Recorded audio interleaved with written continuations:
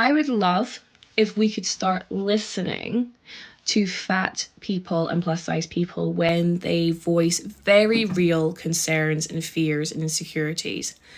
So for example, we've got into this trend of when a plus size person says, I don't want to go to the gym because I'm scared I'm going to be pointed at and laughed at.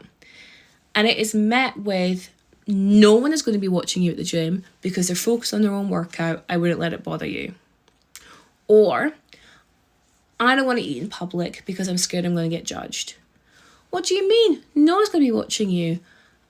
No one's going to be watching what you're eating. I wouldn't let it bother you. Or, so what if they do? Who are they to you? Water off a duck's back. It's not helpful. It's not helpful, right? Because first of all, I understand the sentiment where you're saying like no one's going to be watching me, but unfortunately it's just not true. Because the reason why a lot of these fears and insecurities exist for fat people is because they've already happened. They've already happened, and we don't want it to happen again because it's not fun. It's horrible to have to deal with it. So you saying no one's going to be watching me or people are just going to be working on their own workouts isn't 100% true, and it sucks that it isn't. I wish it was. It isn't, okay? But then also the idea that the only way I can battle this is by, saying, oh, well, these people shouldn't, you shouldn't let these people bother you in that way. That requires so much confidence that not everyone, and I mean everyone, not just plus size or fat people, I'm talking about everyone, struggles to make. To get to a point where you don't mind being like outwardly laughed at and mocked at and pointed at in public is an incredible level of confidence to obtain. Now, marry that with this idea that if you are fat, you've grown up your entire life having your confidence beaten out of you. And if you have any confidence now, it's because you've worked so hard to get there and having to dismantle all of that fat phobia and all of that diet culture in your head. I get it. And I salute you for getting to that confidence. But what I'm trying to say is, the world hasn't helped you get to that level of confidence. You've had to do it yourself because the world has told you that you're ugly, that you're not deserved of love, you're not deserved of respect, you're not deserved of even equal healthcare. You are a drain on our resources. That's one of the things that gets thrown at me a lot. So the idea that that person who has been hearing that their entire life is now also meant to have the level of confidence so that they don't get bothered by people outwardly laughing and mocking them in public spaces, well, that's fucking shit. That's a really hard task that you're asking these people. And I don't know what the answer is, but I think the first step is we have to admit that these things happen. So when a plus size person says, I'm scared about going to the gym, your answer isn't, oh, no one's going to be watching you. It's, I hear you, and that's a really valid fear to have. It sucks that it's valid, but it's valid nonetheless. And let's start from there and work our way forward. Everyone should be a fat liberationist. It's really quite simple. Everyone in a society that has the system of fat phobia within it, which is most westernized or colonized areas, is going to be negatively impacted by fat phobia and anti-fat bias. Depending on how small or large you are, the fat phobia and anti-fatness will affect you in different ways and will have different material realities. But no matter your size, fat liberation benefits you. Imagine what it would be like if we were all liberated from the idea that our bodies have to be smaller or look a certain way in order for us to live our best lives. Imagine if everybody could wear what they wanted to wear without having to worry whether or not they'll be able to find it in a store near them or not. Imagine spending your time worrying about anything other than your body. Welcome to FaceTime for the Fats, a series where I, a fat, talk about things that only plus-size people will understand. I just went to the gym, and while I was there, I was finally able to verbally articulate a feeling that I have felt in spaces just with other humans around in general, especially ones that include movement, for the first time in my life. So today was a lifting day. I was doing some deadlifts, and I noticed myself being very on edge in the sense where I was I felt myself building up a wall around me emotionally. And my eyes were on other people like a hawk, making sure they weren't looking at me. And that if they were, I would be on the defense already, being like, you can't touch me. I already see you, sort of thing. And I had to stop myself, and I was like, what are we doing this for? Where is this coming from? Because not a single soul was looking at me, not one. Everyone was minding their own business, which is honestly why I like the gym that I go to, because everyone truly does mind their own goddamn business. And I had to be so gentle with myself in that moment, because I was like, Deanna, you have been subjected to stares, to laughs, to mockery of your body, and if not your body, the body of someone else who looks similar to you, for your entire fucking life. Of course it makes sense when you're doing something that, especially for someone in a larger body, can be very vulnerable, such as going to the gym, that you're gonna be on guard, fight or flight, trying to protect yourself, even when in the moment there isn't really a threat. And once again, these boys, the people around me, they were not doing a thing.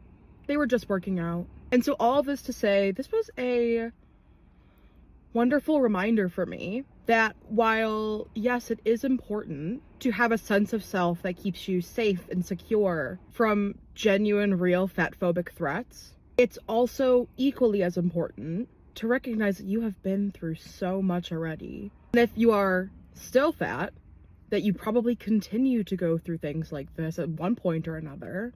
And that in the long run, you're not doing yourself any favors by sitting and stewing in that place of hypervigilance. And I'll be the first one to say that is so much easier said than done, because look what I just told you. It happened to me today. Not to mention other factors that play into trauma and whatnot. There's a lot of nuance that can't be discussed right here in one little TikTok. But you are so worthy of being able to let your guard down. You are worthy of moving through the world with ease. And you are worthy of peace. Just as you are.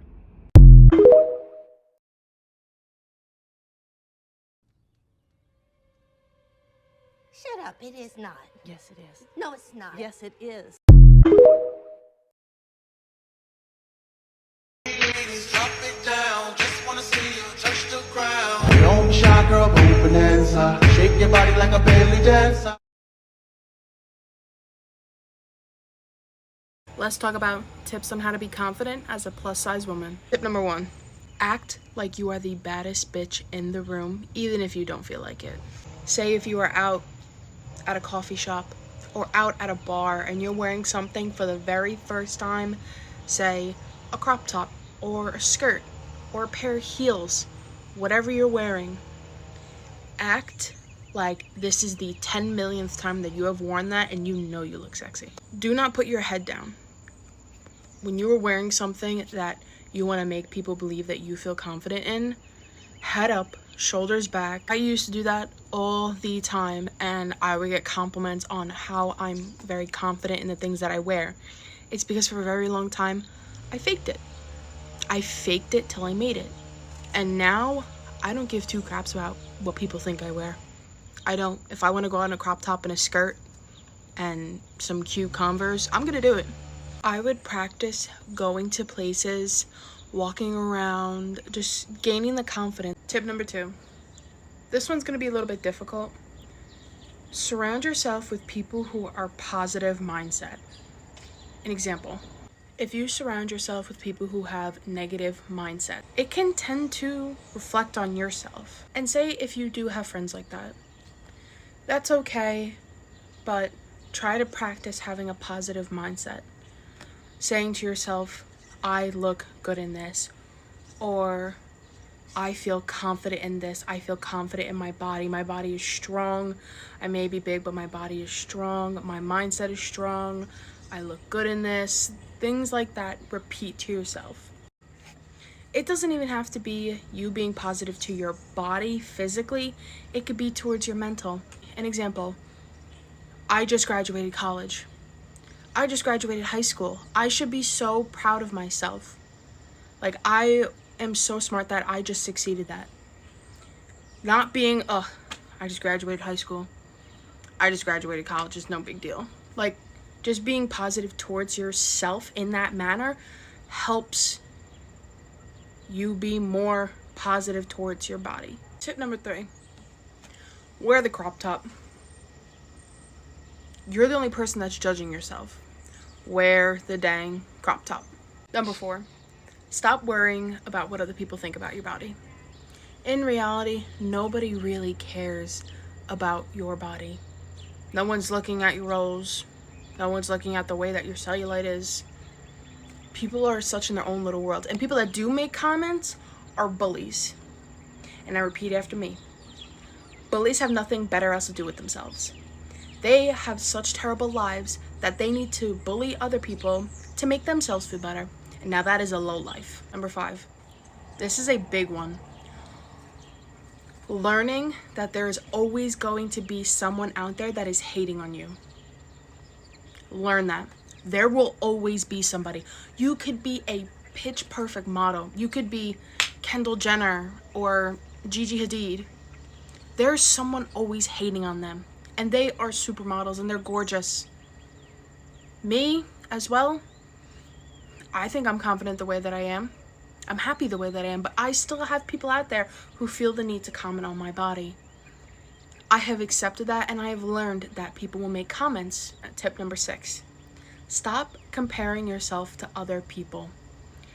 An example, I found myself comparing myself to other plus size creators. Like, why does my body look like hers? Stop. You are perfect the way that you are. Doesn't care if you're a size 26 or a size 6. Doesn't matter. Learn to be confident in your own body and stop comparing yourself to others. You are beautiful, you are confident the way that you are, and learn to accept that.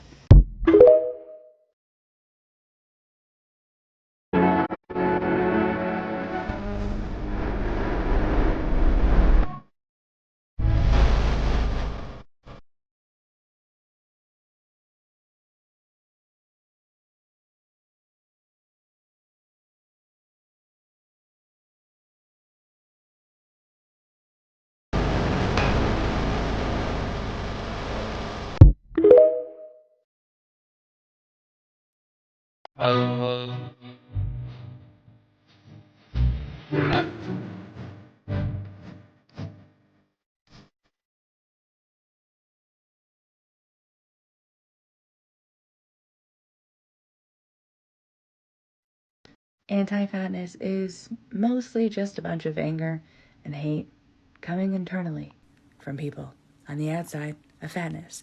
Take this for example. If all your life you've worked extremely hard to never eat sweets, go to the gym, monitor every calorie, never get above a certain size, watch every single inch of your body, and then one day you see a fat person in the wild and they're living a life and they have bold eye makeup on, me? Who? No. And they're just existing unapologetically. And you think to yourself, how does this human who I have been told I should never be like, how are they living and having fun and enjoying themselves? And then it's like their mind blows up, and instead of accepting it, there's anger, right? There's hatred, there's resentment of all the wasted energy and time that they've spent. Go to the gym if you want, work out if you'd like, but monitoring every single calendar. I got so worked up, I couldn't figure out how to put a sentence together. But essentially what I'm trying to say is that anti-fatness, it's born out of power and a search for it. I mean, me being a fat person does not negatively impact you. It just doesn't. Just a reminder that I am very fat and very sexy, and I am 100% glorifying obesity, and there's nothing you can do. And this is like maybe a controversial take, but I don't think that the majority of fat people, until you learn about body liberation and body positivity, no one would choose to continue to be fat in a world where they absolutely hate fat people. People think that I'm glorifying obesity by spreading the word and like telling everybody about this information.